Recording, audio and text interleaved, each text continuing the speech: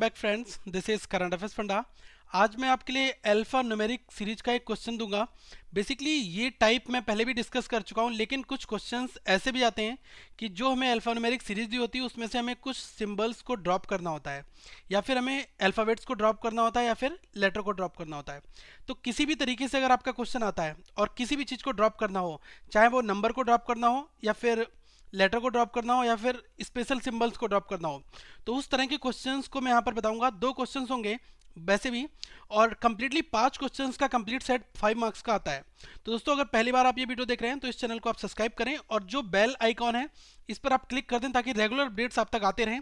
और साथ में इस वीडियो को लाइक करें, कमेंट करके आप अपने डाउट्स पूछ सकते हैं, और साथ में इस वीडियो को शेयर करना ना भूलें। स्टार्ट करते हैं पहले सेशन की ओर। पहले क्वेश्चन में कहा गया है read below arrangement carefully and answer the given question. देखो, यहाँ पर जो भी आपको सीरीज दी है, इस सीरीज के बिहाफ पर ही आपसे क्वेश्चंस पूछा जाता है। तो ये सीरीज हमें एक बार देख लेनी है, और इस सीरीज में 3 चीज़ें हैं। पहली चीज़ लेटर है, और नंबर है, और स्पेशल सिंबल्स हैं। तो इन तीनों के कॉम्बिनेशन को हमें यूज़ करना है। सबसे पहले क्वेश्चन कहा गया है how many such letters are there in the arrangement.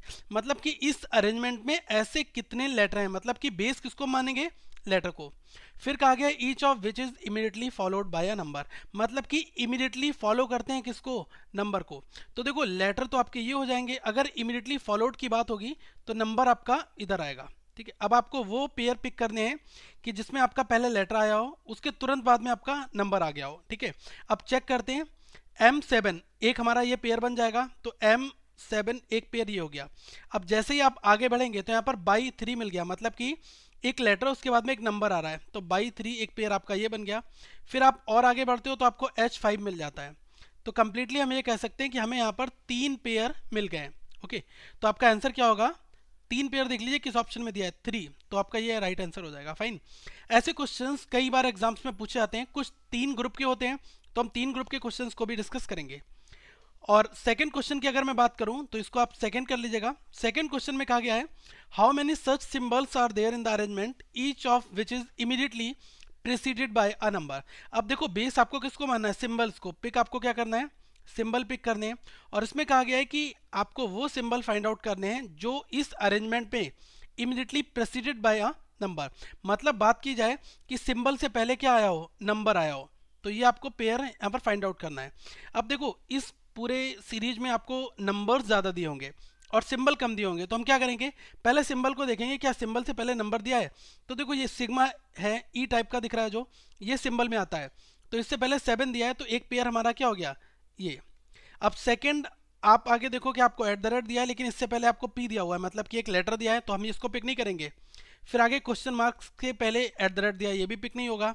ऐसे ही आप आगे जब बढ़ते रहोगे तो आपको यहाँ पर देखो 9 मिलता है, और यहाँ पर कॉपीराइट मिलता है, तो कॉपीराइट से पहले आपको नंबर मिल रहा है, तो एक हमारा पेयर क्या हो जाएगा, 9 कॉपीराइट। तो कंप्लीटली हमें यहाँ पर 2 पेयर मिलते हैं, तो हमारा आंसर क्या हो जाएगा, 2। तो देखो, आपको ऑप्शन दिया हुआ है यहाँ पर 2 पेयर के साथ में। ठीक है, ये हमारा राइट आंसर हो जाएगा। ठीक है, अगर मैं थर्ड क्वेश्चन की यहाँ पर बात करूँ, ये हमारा थर्ड क्वेश्चन होगा, और इस थर्ड क्वेश्चन में लिखा है कि if all the symbols are deleted from the arrangement, मतलब कि इस पूरे अरेंजमेंट में अगर हम सारे के सारे सिंबल्स को ड्रॉप कर दें, उसके बाद आपको आंसर निकालना है। तो देखो, आपको ये सिग्मा को काउंट नहीं करना है, एट द रेट को काउंट नहीं करना है, क्वेश्चन मार्क को काउंट नहीं करना है, जितने भी स्पेशल सिंबल हैं सबको आप डिलीट कर दें। फिर क्वेश्चन पूछ रहा है which of the following will be fourth to the left, मतलब कि लेफ्ट से फोर्थ आपको पिक करना है। उसके बाद में कहा है of the 17th element from the left hand, मतलब कि फिर से लेफ्ट हैंड से 17th। तो देखो, मैंने आपको बताया था जब दोनों एलिमेंट आपके लेफ्ट हो तो अल्टीमेटली आपका रिजल्ट भी लेफ्ट आता है, और जो बड़ी वैल्यू होती है उसमें से हम छोटी वैल्यू को हटा देते हैं, मतलब घटा देते हैं। यही हमारी सब्ट्रैक्ट करने की ट्रिक होती है। 17 माइनस 4 इट विल बी 13, तो हमें लेफ्ट से 13 पिक करना है। ये आपका एंड कौन सा होता है, राइट एंड होता है, और ये वाला एंड हमारा क्या होता है, लेफ्ट एंड होता है। अब हमें लेफ्ट हैंड से 13 एलिमेंट पिक करना है, लेकिन हमें सिंबल्स को काउंट नहीं करना है। तो देखो, एक नंबर हम इस पोजीशन को देंगे, फिर सेकेंड, फिर थर्ड, फोर्थ, 5, ये 5 पोजीशन हो गई। इसके बाद में इन दोनों को ड्रॉप करना है, 6, 7, 8, 9, 10, 11, 12 और 13। ठीक है, ये आपको, लेकिन देखो 13 पर क्या है, इक्वल दिया हो तो हम इसको मिस कर देंगे क्योंकि हमें सिंबल डिलीट करना है। फिर आपको कंप्लीटली क्या मिलता है, ई मिल जाता है। तो लेफ्ट से 13 अगर सारे सिंबल को ड्रॉप करते हुए आपको क्या एलिमेंट यहाँ पर मिलेगा, ई। इसी चीज़ का हमें ध्यान रखना है, और हमारा आंसर क्या हो जाएगा, सेकंड ऑप्शन। एक और क्वेश्चन यहाँ से लेते हैं, ये हमारा क्वेश्चन नंबर 4 होगा। इस 4th क्वेश्चन की अगर बात की जाए तो इसमें कहा गया है कि 78 is related to P question mark 6। बहुत ध्यान देना है यहाँ पर, 78 को क्या लिखा जाता है, ये लिखा जाता है P क्वेश्चन मार्क 6। फिर कहा गया है कि क्वेश्चन मार्क और N इसको लिखा जाता है T32। तो इसी सेम सिमिलरिटी यहाँ पर आपको दिखाते हुए बताना है कि 2 और E को हम क्या लिखेंगे। अब बहुत ध्यान देना है यहाँ पर 7 और 8। अब सीरीज में आप आ जाओ, सीरीज में यहाँ पर 7 और 8 आपको कहाँ पर दिए हुए हैं, 7 ये दिया हुआ है, उसके बाद में 8 दिया है, लेकिन इसके बीच में एक नंबर का गैप है ना, 7 और 8 के बीच में एक सिंबल आ रहा है, मतलब एक का गैप है। तो मैं कह सकता हूँ कि 7 से 8 बनाने में क्या हमने यूज़ किया है, +1 यूज़ किया, मतलब कि एक नंबर का गैप लिया है। अब इस 8 से ये P क्वेश्चन मार्क 6 क्या जनरेट हो सकता है, इसको एक बार चेक करना होगा।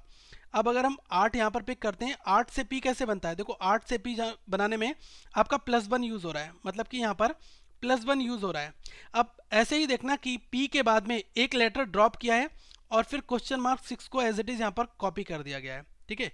तो ये सीरीज हमारी बन रही है, मतलब कि 8 से P बनाने में +1 मूव करते हैं और P के जस्ट बाद में जो दिया हुआ है नेक्स्ट वर्ड या लेटर सिंबल जो भी हमने उसको ड्रॉप कर दिया और क्वेश्चन मार्क और 6 को हमने यहाँ पर कॉपी कर लिया।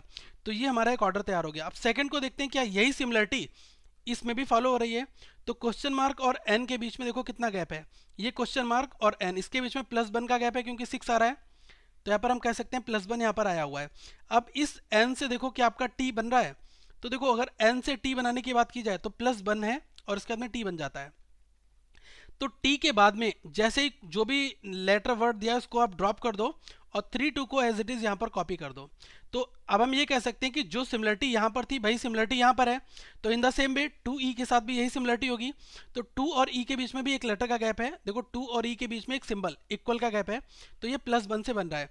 अब E के बाद हमने क्या किया था, 8 के बाद में जो नेक्स्ट लेटर कैसे बना था, +1 से बना था, तो E में +1 कर दो, E यहाँ पर है और +1 करूंगा तो आपका 4 आ जाएगा यहाँ पर, तो 4 आ गया। अब इस 4 के बाद में नेक्स्ट लेटर आपको ड्रॉप कर देना है और ये दोनों आपको कॉपी कर लेने, कॉपीराइट और G। तो करेक्ट पेयर हमारा क्या आ गया, 4 कॉपीराइट G।